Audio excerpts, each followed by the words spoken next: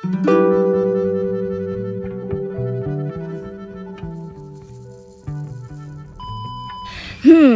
নিজৰ কামখিনি টিকটমান আগতীয়াকৈ কৰি কেমেৰা হাতত তুলি ল'লোঁ। ভাবিলোঁ ব্লগটো ষ্টাৰ্ট কৰি দিওঁ। নমস্কাৰ বন্ধু বান্ধৱীসকল, কি খবৰ আপোনালোকৰ? আশা কৰোঁ চবৰে ভাল। মোৰতো ভালে, সদায় নিচিনাকৈ এতিয়া টাইম হৈছে 11:30। দেৰি নকৰি ষ্টাৰ্ট কৰি দিলোঁ আৰু আজি খাম পাৰ মাংস। বহুত দিনৰ মূৰত আজি পাৰ মাংস খাম। ইমান দিনেতো বেমাৰ কৰি কিমানকৈ বাচি খালোঁ। যিমান বেছি আপুনি বাচি খাব সিমান বেছি লাই পাব দেহাটোৱে আপোনাৰ, সেইকাৰণে যি মন যায় তাকে খাব লাগে। তো আজি পাৰ খাম আৰু বেমাৰ আজিতো ঠিকে আছোঁ, ভালে পাইছোঁ। আগতীয়াকৈ কৈছোঁ চেনেলটো প্লিজ ছাবস্ক্ৰাইব কৰিব। মই গম পাইছোঁ যোৱা 1 মাহত আপোনালোকে চেনেলটো ভিজিট কৰিছে, ভিডিঅ'বোৰ চাইছে, কিন্তু ছাবস্ক্ৰাইব কৰা নাই, তেনেকৈ গুচি গৈছে। ছাবস্ক্ৰাইব কৰোঁতে পইচা নাযায় ন, বা আমিও পইচা নাপাওঁ। ছাবস্ক্ৰাইব এটা আপোনালোকৰ এটা ছাবস্ক্ৰিপশ্যনে আমাক বহুত বেছি উৎসাহ দিয়ে। প্লিজ ছাবস্ক্ৰাইব কৰি চেনেলটো, আৰু যদি বহুত বেছি ভাল লাগে কণ্টেণ্টবোৰ তেতিয়াহ'লে শ্বেয়াৰো কৰিব। কি বুলি কয়, পাকঘৰত যাওঁ। আমাৰ জানমণিয়ে ৰন্ধা বঢ়াত লাগিছে, 11:30 মানত ৰন্ধা বঢ়াত লাগে যিহেতু। আৰু দেউতাই কি কৰি আছে নাজানো। আজিকালি টিকটমান কামটো কমকৈ কৰা হৈছে, মানে এনেকুৱা ৰ'দত বা বৰষুণত। সেই যে জ্বৰ হ'ল তেতিয়াৰ পৰা আৰু এইটো কৈছোঁ বগা এলাঞ্জি, এই বগা এলাঞ্জিৰে বনাব আজি মাৰ পাৰ। আগতে দেখাইছিলোঁ এইটো ৰেচিপি, কিন্তু আজি টিকটমান মানে ভালেখিনি টিকটমান বেলেগ ৰেচিপিটো হ'ব। ঠিক আছে, তো পিঁয়াজ নহৰু আদা এইখিনি পেষ্টটো গ্ৰাইণ্ডাৰত পিচি লওঁ।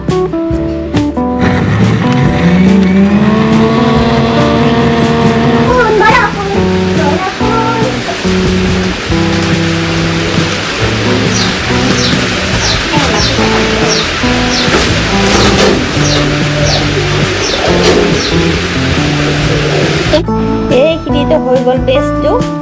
বাহ, ইমান মিচমিচিয়া হৈছে।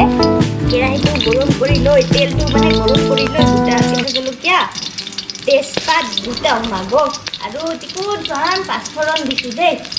1 2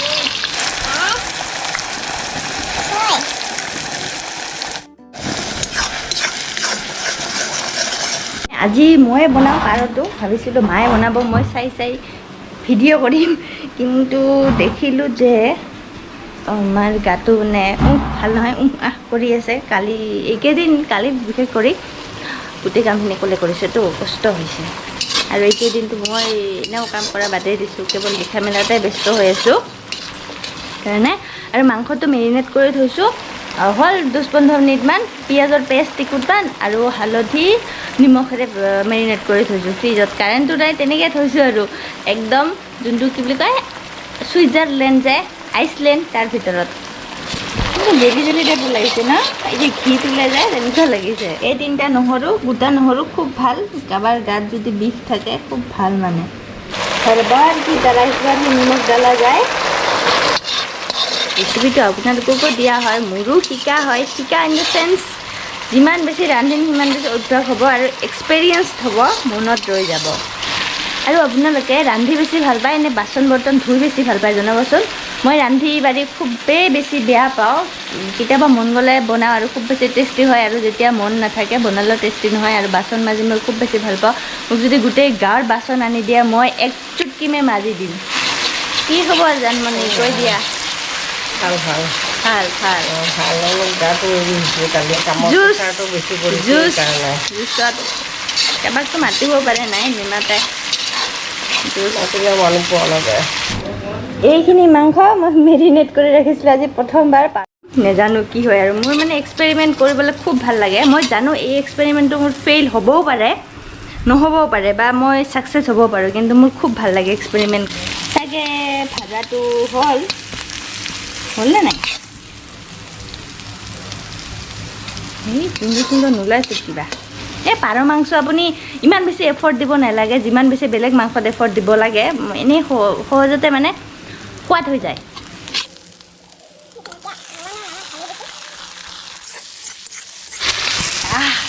স্মেল কিন্তু ধুনীয়া স্মেল। প্ৰায় 10 মিনিটমান মাংসখিনি ভাজিলোঁ। এতিয়া তেল উঠিছে মাংসৰ পৰা। আৰু চাওক না, মেৰিনেট কৰি থৈছিলোঁ ন, পেষ্টটো যে গ্ৰাইণ্ডাৰত পিচিছিলোঁ, ইয়াৰ কাৰণে চাওক কিবা অলপ গ্ৰেভি টাইপ ফিল আহিছে ন, ইমান হেভি লাগিছে, ইমান খাওঁ লাগিছে। আৰু টিকটমান 2 মিনিটমান ভাজোঁ মনৰ শান্তিৰ কাৰণে। ভাজিলে আকৌ বেয়া হ'ব। হোৱা নাই নেকি? অ'কে, এতিয়া মই এইখিনি দিম, এইখিনি বগা ইলাঞ্চি আৰু 3টা নহৰু, গোটা নহৰু, আকৌ দুটুকুৰমান হালধি আৰু নিমখ দি দিলোঁ। এতিয়া ভালকৈ ভাজিম। ঢাকোনখন দি দিছোঁ আৰু আকৌ ঢাকোনখন দাঙিম, আকৌ লৰাই থাকিম, তেনেকৈ আৰু 10 মিনিটমান ভাজিম। এইবোৰ কি পাউডাৰ? আমাৰ ষ্টাইল কৰি আহিছে পাউডাৰ।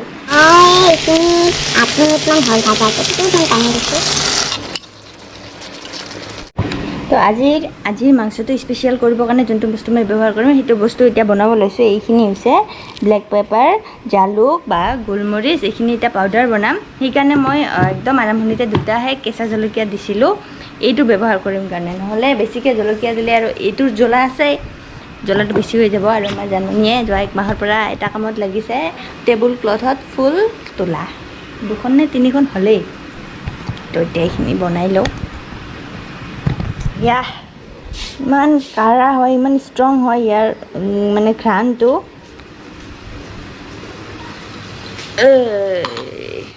পানীখিনি দিয়াৰ কাৰণে এতিয়া কিমান তেল ওলাইছে পাৰৰ মাংসত।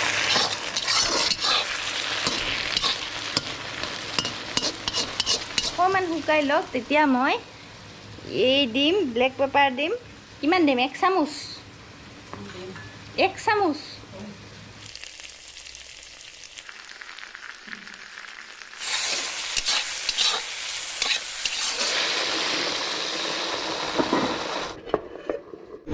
চাওক কি কালাৰ মাংসৰ। জানমনিক টিকুটমান খুৱাই দিলোঁ, বুম টেষ্টি হৈছে বোলে না, বুম টেষ্টি হৈছে না। তো বলক, আপোনালোকক যোনে যোনে চিনি নাপায় কনফিউজ কৰাই দিওঁ টিকুটমান। পাণৰ গছ নে জালুকৰ গছ বাৰু?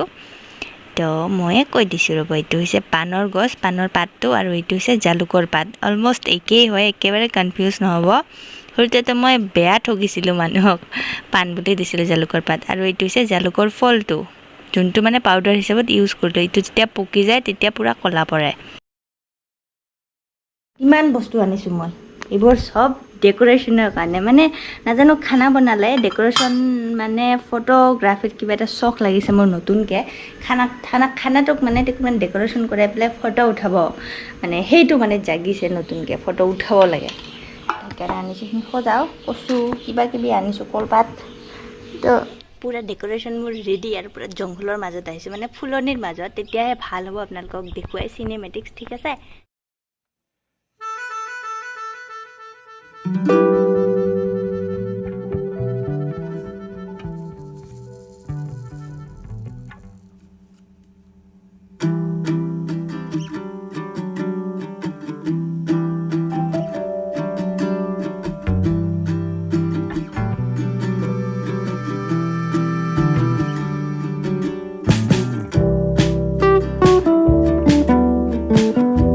মা বাগানত গৈছে, দেউতাও গ'ল নেকি, নে গৰু আনিব গ'ল নাজানো, মোক ঘৰত অকলে এৰি থৈ।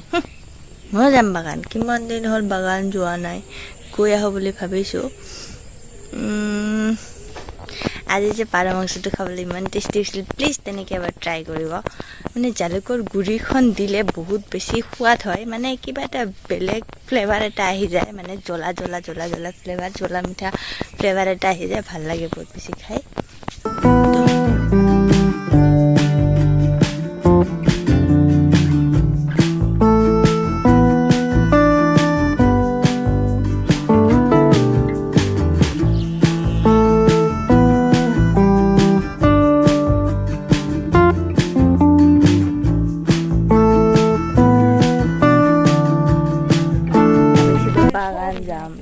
নহ'ল বাগান যোৱা, এইজনীক পালোঁ, এইজনীক বাটতে পাই ডেষ্টিনেশ্যন চেঞ্জ হ'ল, এতিয়া বোলে গাঁৱৰ ফালে যাব লাগে। কিবা তাইৰ কাম আছে।